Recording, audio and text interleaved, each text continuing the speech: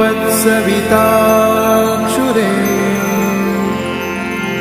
सोमस्य राज्यो वरुणस्य विद्वान् तेन ब्राह्मणो वशतेदम् अस्यायुष्यं जरदष्टिर्यथा सत्। ॐ भूर्भुवस्वः तत्सवितुर्वरेण्यं भर्गो देवस्य धीमहि धियो यो नः प्रचोदयात्। सभी को सादर नमस्ते जी। प्रिय बंधुओं, मैं चंदलाल शास्त्री आज फिर आर्य समाज रिहाड़ी कॉलोनी की ओर से अपने प्रिय मित्र वरुण जी के सहयोग से संस्कार, वैदिक संस्कार के विषय में अपने व्याख्यान की श्रृंखला में तृतीय प्रवचन को लेकर के उपस्थित हूँ। हम चर्चा कर रहे हैं कि वैदिक संस्कारों का मनुष्य के जीवन में, उसके उत्थान के लिए, आत्मिक उन्नति के लिए क्या महत्व है। और उस विषय पर चर्चा करते हुए हमने अपने पिछले व्याख्यान में पहले 3 संस्कारों की चर्चा की थी, जो कि गर्भकाल में ही हो जाते हैं। गर्भाधान संस्कार, पुंसवन संस्कार और सीमंतोनयन संस्कार। और उसके माध्यम से माँ गर्भ से ही बच्चे का पालन पोषण तो उसके शरीर के माध्यम से ईश्वरीय व्यवस्था से होता ही है, लेकिन विचारों के माध्यम से भी उसको वो संस्कार गर्भ से ही देना प्रारंभ करती है। आज हम चर्चा करेंगे चौथे संस्कार की, जात कर्म संस्कार। हमने पहले भी बताया था, महर्षि दयानंद ने संस्कार विधि बनाई है और संस्कार विधि में और महर्षि दयानंद ने स्पष्ट किया है कि मेरा अपना कोई अलग से मत नहीं है। जो महर्षि ब्रह्मा से लेकर के जैमिनी पर्यंत ऋषियों का जो मत है वही मेरा मत है।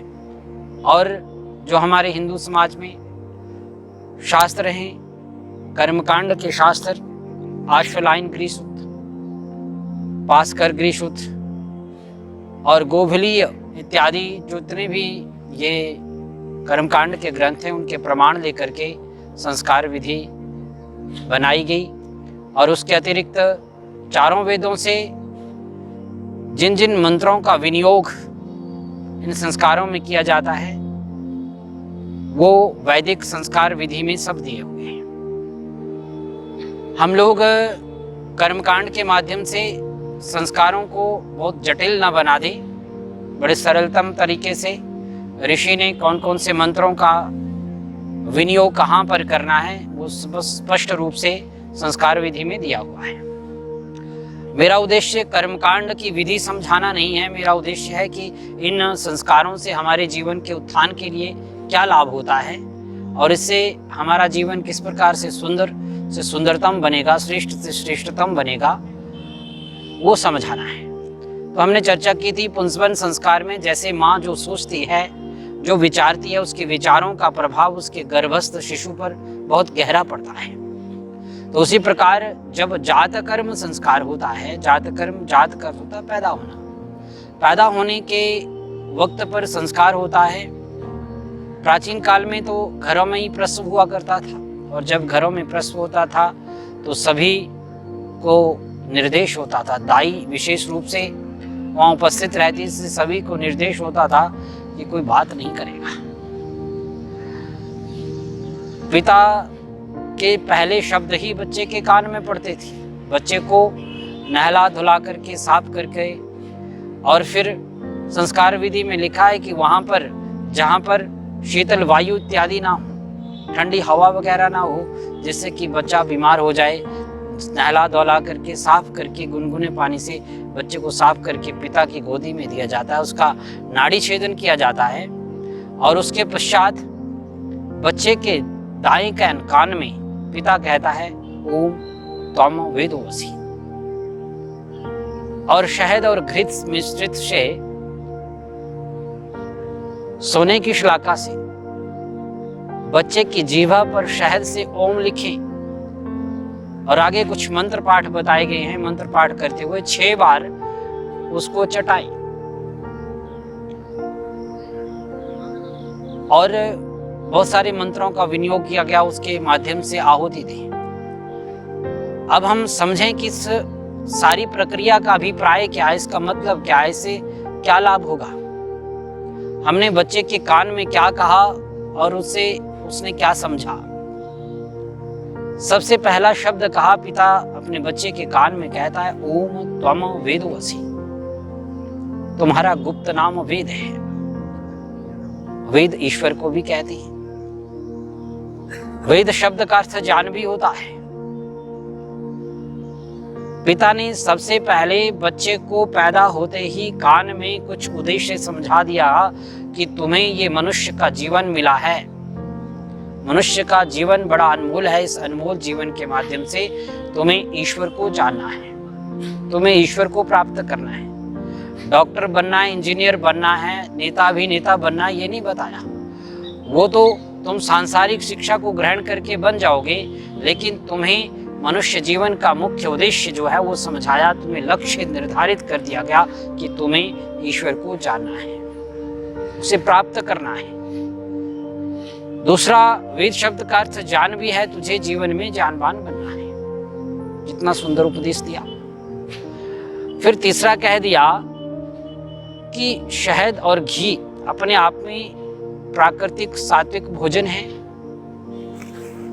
शहद प्राकृतिक मधुर पदार्थ है, घी पौष्टिक पदार्थ है। तुम्हें जीवन में हृष्ट पुष्ट बनना है, स्वस्थ होना है, सात्विक अन्न को ग्रहण करके स्वस्थ और निरोग होना है। गोबलीय गृहसूत्र में यव और चावल के को घोट करके उसको भी चटाने का महत्व बताया गया है, उसका भी विधान बताया गया, केवल वो गोबलीय सूत्र में ही है। तो यहाँ पर ये जो प्रक्रियाएं करवाई गई, शहद से जीभा पर ओम लिखा, शहद चटाया और 6 बार चटाया गया। कुछ मंत्र पाठ किए गए, उसमें कहा गया कि ये तुझे पुष्टिकारक हो, तेरे शरीर को सुंदर और निरोग बनाने वाले हों। इस प्रकार से मंत्र पाठ हुआ। अब प्रश्न उठता है कि इन छोटी छोटी प्रक्रियाओं से क्या अभिप्राय है। बच्चे को हमने कान में बोल दिया तुझे ज्ञानवान बनना है, तुझे ईश्वर को जानना है। क्या वो बच्चा उस बात को समझ रहा है? क्या वो जानता है कि मधुर क्या होता है, मीठा क्या होता है और मीठे से उसको कुछ समझ है क्या? अच्छा, मीठे की पता उसको नहीं है, ईश्वर का उसको पता नहीं है, वो ये नहीं जानता कि इससे क्या लाभ होने वाला है। फिर ऐसा क्यों किया गया? तो ये सारी जो प्रक्रियाएं हैं, ये माता पिता को, मैंने पहले ही व्याख्यान में कहा था कि कुछ संस्कारों के माध्यम से हम माता पिता को उनके बच्चों के प्रति कर्तव्य का क्या करना है, क्या नहीं करना, ये निर्देश दिया गया है। और जैसे पिछले 3 संस्कार जो गर्भाधान, पुंसवन, सीमंतोनयन हुए, वो माता पिता के लिए ही थे कि तुम्हें किस प्रकार से जो दिव्य संतान आप संसार को देना चाहते हो, जो विवाह का मुख्य उद्देश्य है, जन्यम दैव्यम जन्म, अपने कुल को उन्नत करने वाली दिव्य संतान हम समाज को दें, राष्ट्र को दें। और उस विद्या को कैसे उसको पढ़ाया जाए, कैसे उसको वैसा बनाया जाए, वो इन संस्कारों के माध्यम से माता पिता को सिंबॉलिक रूप से, प्रतीकात्मक रूप से ये इन छोटी छोटी प्रक्रियाओं के माध्यम से उपदेश देने का प्रयास किया गया है। बच्चे को कह दिया, शहद चटाने के माध्यम से 2 बातें कही, तुझे हृष्ट पुष्ट होना है, तुझे स्वस्थ रहना है और तुझे मधुर बोलना है। शहद जो है वो प्रकृति का मधुर पदार्थ है, सबसे मीठा पदार्थ है। तुम्हें मधुर भाषी बनना है, तुझे मीठा बोलना है। परमात्मा का मुख्य नाम ओम है, तो उसकी जीवा पर सोने की शलाका से ओम लिख दिया गया कि परमात्मा ने तुम्हें वाणी दी है। ये संसार का सर्वश्रेष्ठ उपहार परमात्मा ने तुम्हें दिया है। पशु पक्षी अपनी वाणी के माध्यम से अपने विचारों की अभिव्यक्ति नहीं कर सकते, मनुष्य को ये उपहार दिया है, वो अपनी वाणी के माध्यम से अपनी विचारों की अभिव्यक्ति करता है, विचारों का आदान प्रदान करता है। तो तुम्हें परमात्मा ने ये बड़ा सुंदर उपहार दिया है वाणी, इसका तुझे सदुपयोग करते हुए तुझे एक तो मीठा बोलना है और दूसरा ईश्वर का नाम स्मरण करना। उसका मुख्य नाम ओम है जो जीवा पर लिख दिया। तीसरी बात, सोने की शलाका से क्यों चटाया गया? कोई और धातु भी चटाई जा सकती थी। तांबा शरीर के लिए अच्छा होता है, ताम्र पात्र में हम जल पीते हैं। तो सोने की शलाका, सोना तेज की धातु है और तुझे और कीमती धातु भी है। तो हमने दो उपदेश उसमें ये दे दिए कि तुझे जीवन में अपनी कीमत बनानी है। ये नहीं पैदा हुए, बड़े हुए, साल बीते, जवानी आई, फिर बुढ़ापा आ गया, फिर मर गए। नहीं, तुम्हें जीवन में अपनी कीमत बनानी है। ऐसे तो कौवा भी कई वर्षों तक जी लेता है। काको अपनी जीविती चिराई बलिम च मुक्ते, वो भी शव इत्यादि खाता हुआ वो कई वर्षों तक जीता है, लेकिन कौवे वाला जीवन नहीं जीना। तुम्हें तो यशस्वी जीवन जीना है, अपनी कीमत बनानी है। और कीमत तभी होती है जब वो जीवन में विद्यावान बनता है, नेक कर्मों को करता है और अपने कर्मों के माध्यम से संसार में यश को प्राप्त करता है। वही जीवन कीमती होता है।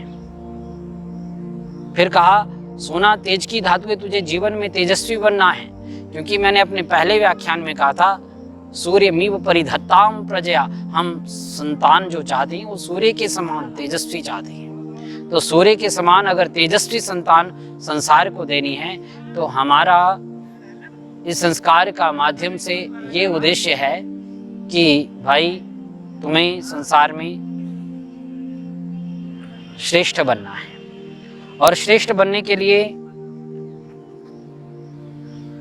ये उपदेश केवल बच्चे के लिए नहीं दिया गया। बच्चा तो नहीं समझ रहा है, बच्चे को कोई पता नहीं कि मीठा क्या होता है, ईश्वर का नाम क्या है, मधुर क्या होता है, हृष्ट पुष्ट कैसा। बच्चे के माध्यम से हम माता पिता को उसके कर्तव्यों का, उनका जो कर्तव्य है उनको कैसे वहन करना है, उनको ये बताया जा रहा है। अब हमने कह तो दिया उसको कि तुझे मीठा बोलना है, लेकिन घर पे रोज झगड़ते हो, गाली गलौज का माहौल रहता हो। हम कई परिवारों में जाते हैं, बहुत सारे अच्छे परिवार होते हैं, उनका बोलचाल सुन करके आनंद आ जाता है। बच्चों से लेकर के बड़ों तक बड़े मधुर भाषी होते हैं, बड़ा सुंदर वातावरण होता है। लेकिन कई घरों में ऐसा भी होता है जो बच्चों से लेकर के बड़ों तक एक वाक्य बोलने में 4 गालियां बक जाते हैं और वो उनकी जीवन शैली होती है, उनको लगता ही नहीं हम कुछ गलत बोल रहे हैं। तो अगर हम बच्चे को ये चाहते, और हर माँ बाप ये चाहेगा कि उसका बच्चा मधुर भाषी हो, उसका बच्चा ईश्वर भक्त हो, उसका बच्चा राष्ट्र भक्त हो।